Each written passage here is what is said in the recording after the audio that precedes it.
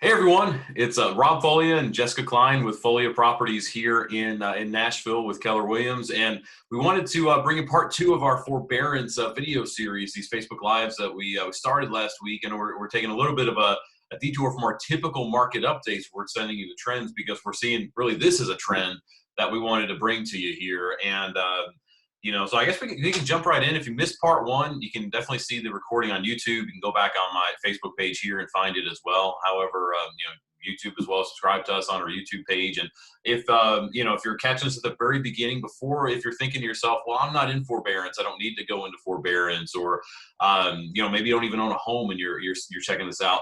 Stay tuned and watch this. We'll only be a few minutes long because you may know somebody that is thinking about this, or you may hear somebody who's thinking about this, and they may need some help. And so check this out, and let's see. We ready to jump in, Jessica? Yeah, sure. Ready to go. All right, cool. And so as you can see, this is actually straight from Google off of Housing Wire.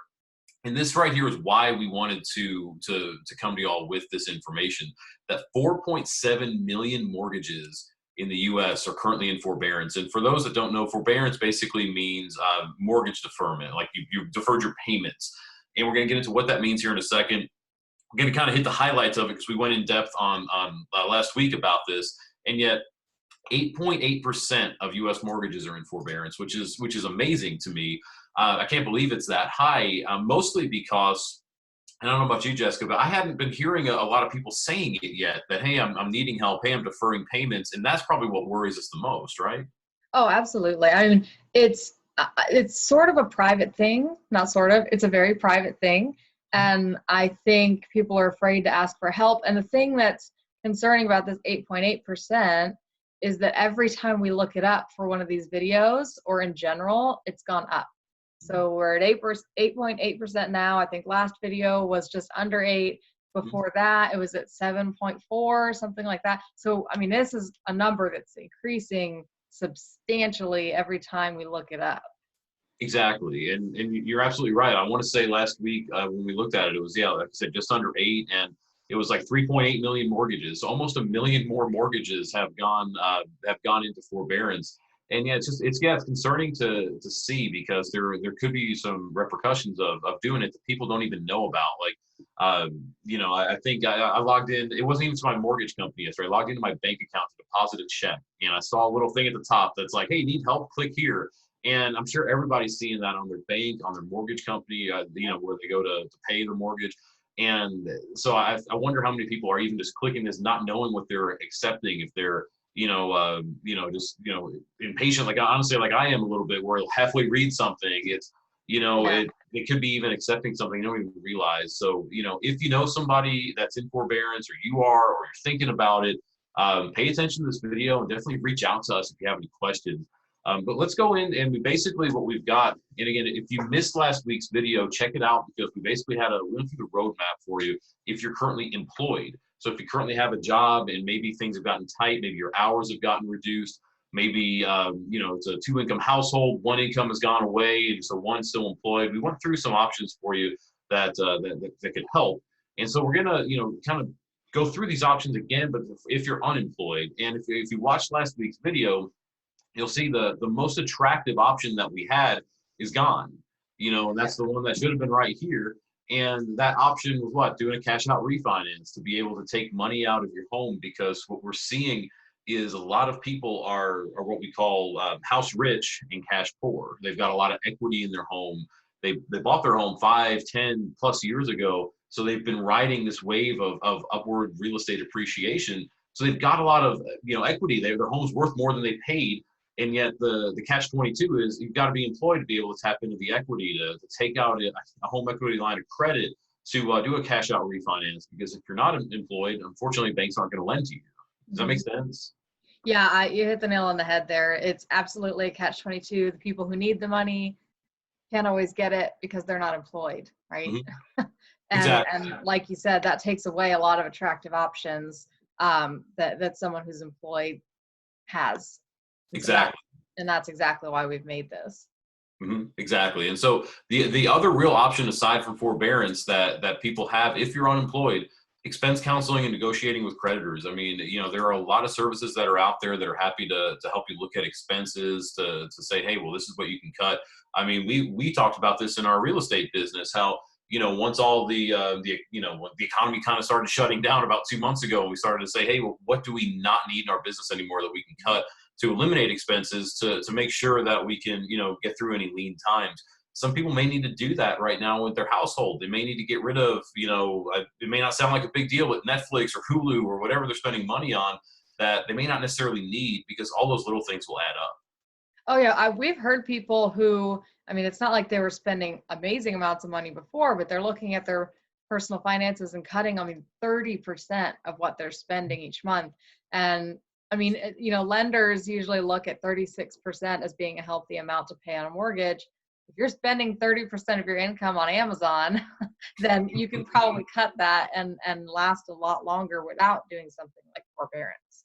Exactly. And so we just wanted to make sure we threw that option out there to people, so people knew, hey, look at cutting your expenses, even try to negotiate with creditors. There are people that they will be willing to possibly take less for any money that's owed. But let's skip past some of that, because really this video is supposed to be about forbearance. And again, it's the deferred payments basically on somebody's mortgage. And the reason why we wanted to bring this up is what we're seeing right here, is that what we've heard about is that mortgage companies are basically throwing out there 4 repayment types that are, and you don't get to choose, unfortunately. It's kind of by the mortgage company, the servicer, whoever owns your mortgage. It kind of gets to say, well, hey, this is the deferment package that we have that we can offer to you. And the top one is by far the most attractive. And I know that some big banks are doing this. And so if you're in a situation where you're having to apply for forbearance, make sure that it's something like this top one, because what that means is, say, deferred payments are tacked on to the end of the loan. Say you're deferring 4 payments, and it's, you're starting, you made May's payment, you're looking at your bank account, you're like, how am I going to make June 1st payment? Well, if you're deferring 4 payments, June, July, August, September, your next one, wouldn't be due till October. And those 4 payments would just be tacked on to the end of the loan. So if you were scheduled to pay off your loan January of 2045, 25 years from now, well, then it would be May of 2045, just add those 4 months at the end. Does that make sense? Yep. And so that's by far the most attractive of all these.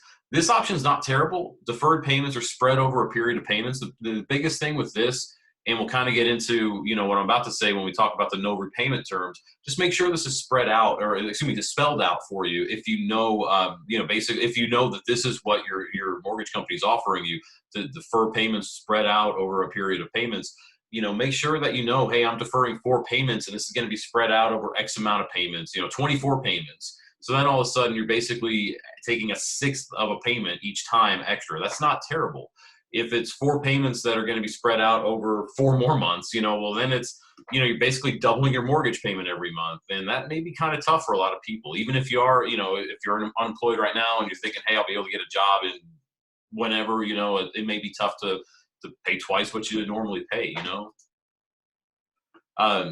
These two, though, are by far the most concerning that we're seeing, and why we wanted to bring this up, because the top one, you can see deferred payments due in full when forbearance ends. What that means is, if say again, you're deferring 4 payments, once month 5 comes, that all 5 of those payments are due in full at that time.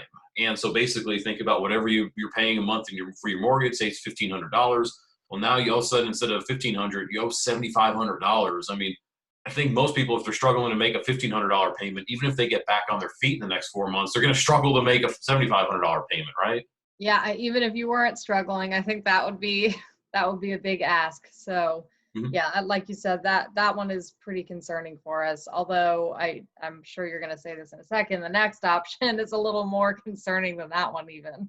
Well, yeah, because the next option is the no repayment terms, and basically we'll figure it out later, and that's more concerning than anything, because we don't know what you don't know what that looks like. I mean, it could be something like this, it could be something where everything's due right away, as soon as the forbearance ends. It could be something great like this, where it's at the end. Because I say great because that's probably the most ideal situation for somebody who's having to apply for forbearance.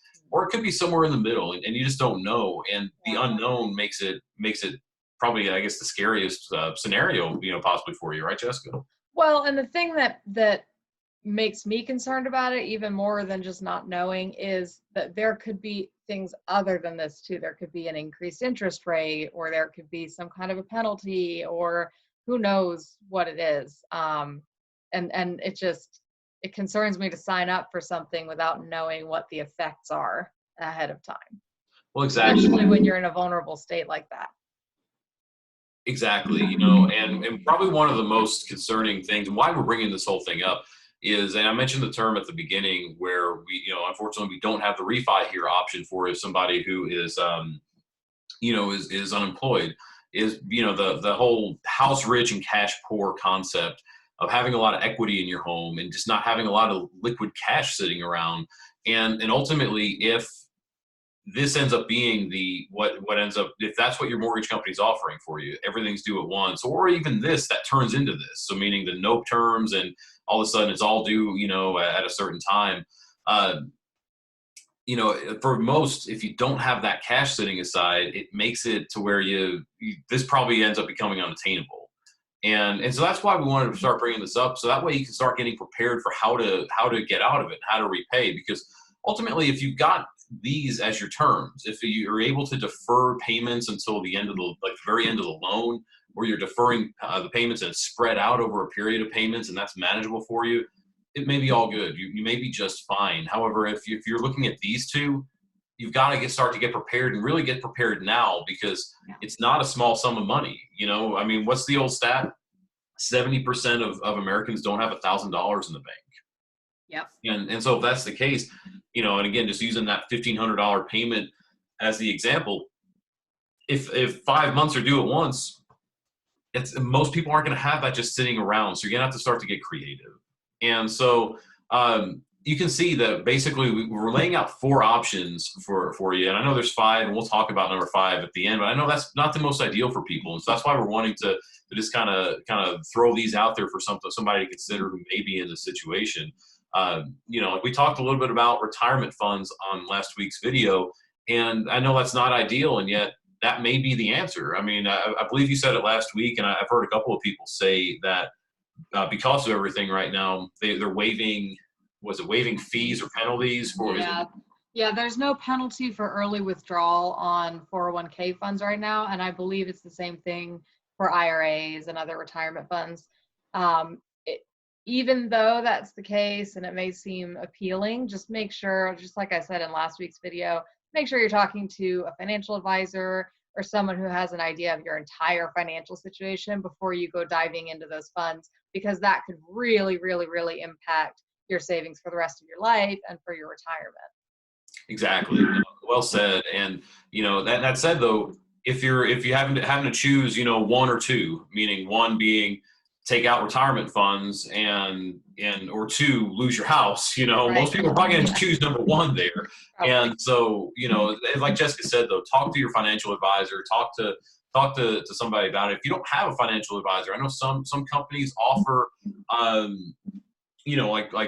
I guess profit share plans, I've heard them called, or financial, like they're 401k-ish type of plans, what they call them.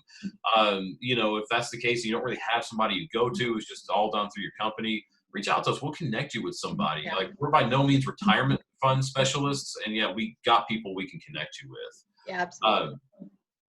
Letter B here, declaring bankruptcy. That could also be a potential answer for some. I know some states offer the homestead protection for primary residents. I'll be honest, I should look up and see if Tennessee offers it. I think we do, but I'm not 100% sure if we do when you declare bankruptcy. And yet that could be an answer for you, if you need to. I mean, it's going to kill your credit, and yet you may be able to keep your home if that's something you're thinking about. Letter C here, reserves and savings. I think that would probably be almost a more attractive option than A, if you've got those reserves and savings. And I think the reason, though, we put it as low on the list here as we have is that, again, most people aren't going to have that sitting aside in savings, and it's why, people like Dave Ramsey have preached for years having 6 months of your living expenses sitting in basically a savings account somewhere. And I know it's a tough thing to see, all that money sitting aside, and yet ultimately it's something that people need, something that a lot of people need right now. We're seeing why. Yeah, that safety net is so important. It is. Oh, definitely is. And then D, the personal loan. What we mean by personal loan, something that is basically like a family loan, like something like, if you've got a family member that's like, hey, yeah, we can lend you the money, just pay back whenever, that type of thing. That could always be an answer too. I know it's, like we talked about earlier, it's money is a tough thing for a lot of people to talk about. It's personal. You have negative feelings if you're feeling like it's not working in the right direction or going in the right direction, and yet, ultimately that may be something that a conversation you have to have. Yeah, and in the end, I mean, it might not be a comfortable situation, but is it more comfortable to talk about that now and get help you need, or to talk about being bankrupt or losing your home or be in that situation in general? So, and you've mentioned this in previous videos, even if you don't want to talk to somebody like a friend or a family member, you can always talk to us about it, and it's totally confidential. So, we do want to be here for you and talk you through any of this. And we don't get anything out of that except for helping you. And it'll make a huge difference just to talk about it and talk through the options. Exactly. And I want to reiterate what you just said, because the biggest reason why we're doing this, the biggest reason why we're doing these videos and wanting to get the word out about the potential pitfalls, basically, of forbearance here, is that we want to help you keep your home, basically. I mean, like everything we've talked about on here so far have been ways that really you can keep your home. And that I obviously can see that's a transition to letter E here, in terms of, if none of this works, like if all of these aren't an option, like you don't want to declare bankruptcy because you don't want to kill your credit. You've got plans for X, Y, and Z, whatever. You don't have the retirement funds. You don't have the reserves. You don't have anybody who can give you a personal loan. And yet, hey, I've already pushed the button. I've said I'm deferring my next 5 payments. And on month 6, they're all due. I owe half a year's worth of mortgage payments in 1 month. Like if that's what's going on, and you don't have a way out, look to this sooner rather than later, the sell. And you're going to have a couple of different scenarios that we're going to run through this stuff on Friday.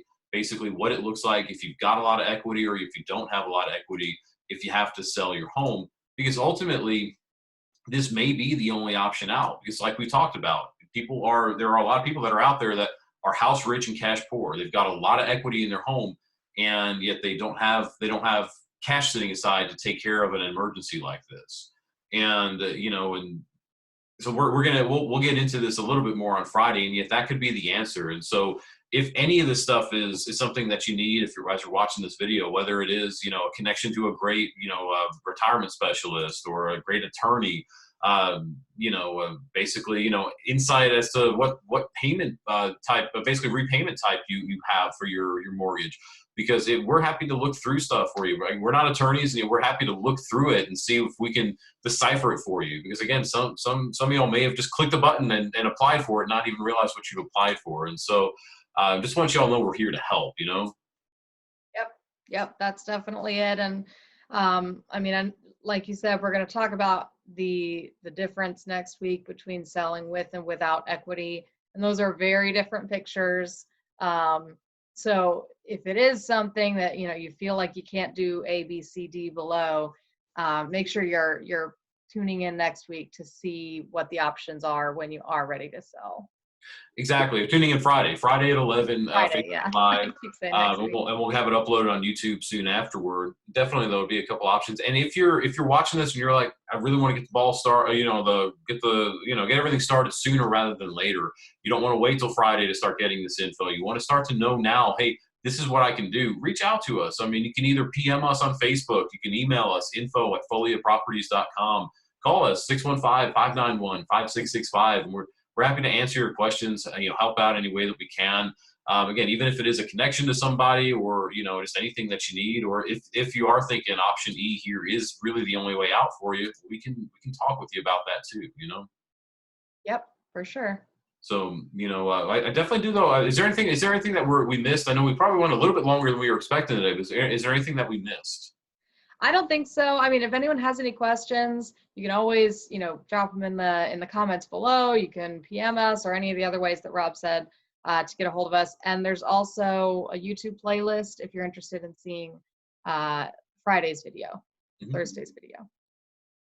Definitely, yeah. Last week's the first part of this, so yeah, it's definitely on there. So well, awesome. Well, I guess that's all I've got for y'all today. So definitely tune in again on Friday. We'll go through the last part of these forbearance videos.